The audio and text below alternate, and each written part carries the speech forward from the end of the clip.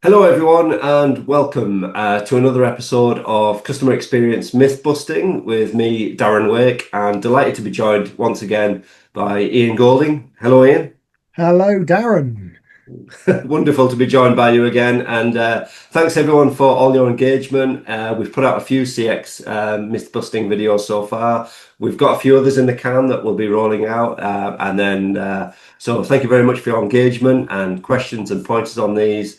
It's greatly appreciated. But thanks again, Ian, for joining us for another one of these It's a videos. pleasure as always. It's sort of like my mystery hour because I've got no idea what you're going to tell me. I was about to say exactly that. So the format of these, if this is the first video that you've actually watched, guys, but we basically pose to Ian myths or maybe not myths in the CX landscape. Ian, as he says, has got no idea what I'm going to ask him, so it's entirely kind of unscripted and off piste, as it were. So hope you enjoy them. One of the myths that you're not going to ask me is, am I wearing trousers? Well. People ask me that a lot on these sort of Zoom things, but I can't either say it's a myth or not. I think it's better left unsaid, Darren. Well, I think it's best. Well, I was best saying leaving that to people's imaginations, but that's probably another world that we don't necessarily want to go down here. But nonetheless, um, okay, great. So here's one for you. If you imagine when I read these, if you imagine me being a CX manager or head of CX in an organization.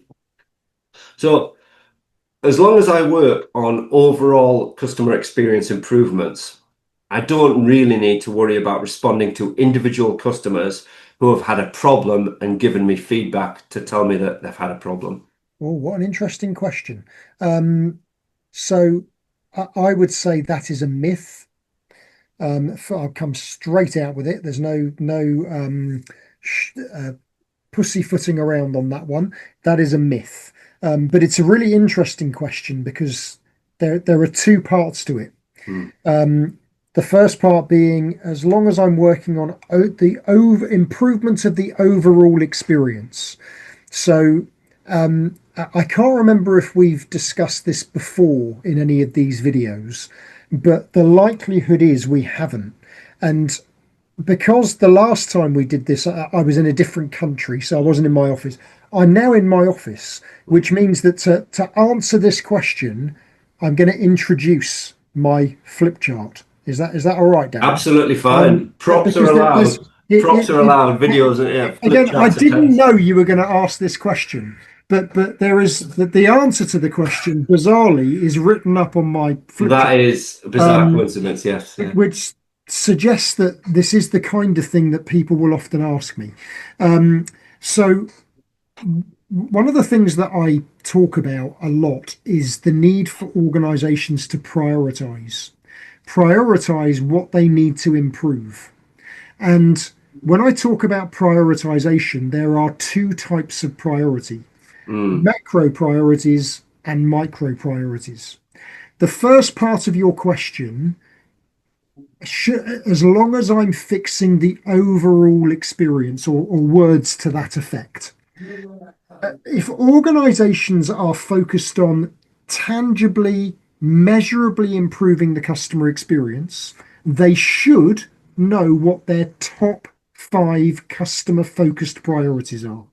I say top five, but the small number of macro priorities. Mm. Now, a macro priority is something that your measurement system has proven to you that is having the most significant impact on customer perception and, as a result, financial performance. So, your VoC, that these potentially will be your key drivers of customer dissatisfaction, that the things that your customers are constantly telling you are behind their reasons for not wanting to recommend you. These are the big macro issues. Mm. But the small number, I say top five because global best practices, in theory, everyone should know what their top five macro priorities are. These things, if you fix them, will fundamentally change the customer journey and improve the customer journey. Hey, sorry to interrupt, but this is quick and really worth it.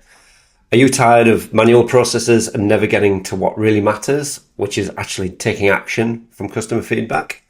Well, I think you'll find this really useful. Customer Show's new AI-powered text analytics feature, where comments are automatically tagged, sentiment applied, and you get clear actions of where to prioritize your efforts. Now, click the link in the comments to get more information and really check it out. Now, let's get back to the video. Now, your question was, as long as I'm focusing on those, I don't need to worry about these. Okay, so the micro issues, that's everything else. These are the day-to-day issues that are coming into your contact center. They're being emailed to you.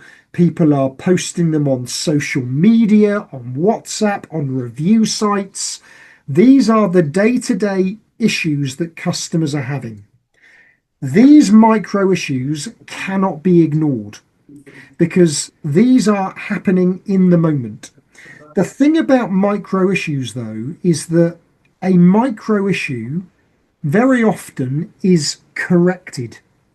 So these are the issues that you've just got to correct. But correcting a micro issue doesn't stop it from happening again.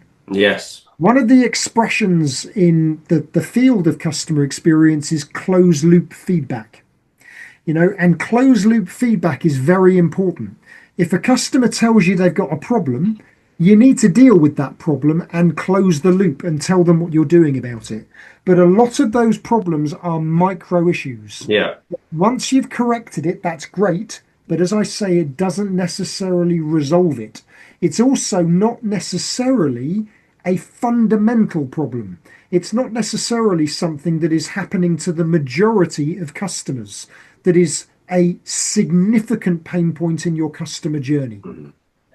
If you ignore these, the problem is that not only will it have a negative impact on many customers and a negative impact on their perception, the micro issues tend to be the issues that potentially could go viral. Yeah. Because if a customer tells you something that's wrong and you ignore it, it could then amplify itself and become quite damaging. The sum of the micro actually will add up to a macro. Yeah. So this is worth a lot of money. Correcting lots of individual issues, it all adds up. And you should be understanding what the financial impact of these micros are. A micro issue by itself is probably not worth a great deal financially, which again is why, if you look at it in black and white, these are not worth anything near the macro, but the sum of these is worth a lot. Yeah. So a lot of rambling, but in summary, myth. Yes, you have to focus on the macro, but at the same time, continually closing the loop on the micro. The final thing I will say, though, and why I found it such an interesting question, in practice, most organizations aren't doing what you said in your original question. Most organizations are only working on the micro and are ignoring the macro.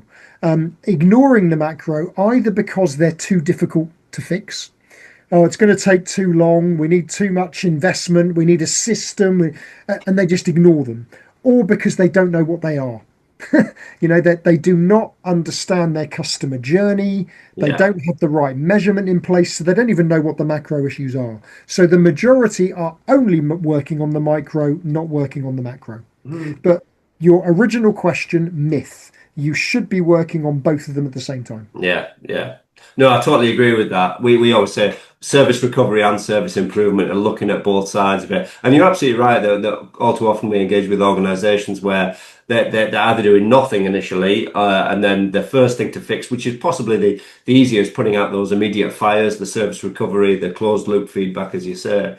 But however, solving it for one person, like you said, doesn't make it go away. So it's imperative that you understand what those big satisfaction drivers are and the impact it has on those key KPIs and the ROI of fixing those, and then putting a long-term plan in place. And you'd say it may be a long-term plan that's needed. It may take time, investment, resources, but it's imperative that you work on them. So exactly. Yeah, great. Thank you very much, Ian. That was wonderful. If you have any thoughts on what Ian's discussed there, or any comments that's worked well for your organisation, or questions or things that you're not sure about, do drop them in the comments box. Do engage with us. We'd love to hear what you guys think as well. So thanks very much, Ian. That was great. So keep following the Customer Show page, and we'll keep tagging Ian in on more videos, and I'm sure we'll be back in touch with more myth busting videos very soon. Ian, great to have you as always. Pleasure as always. Thank you, Darren. Thanks, Ian. Take care.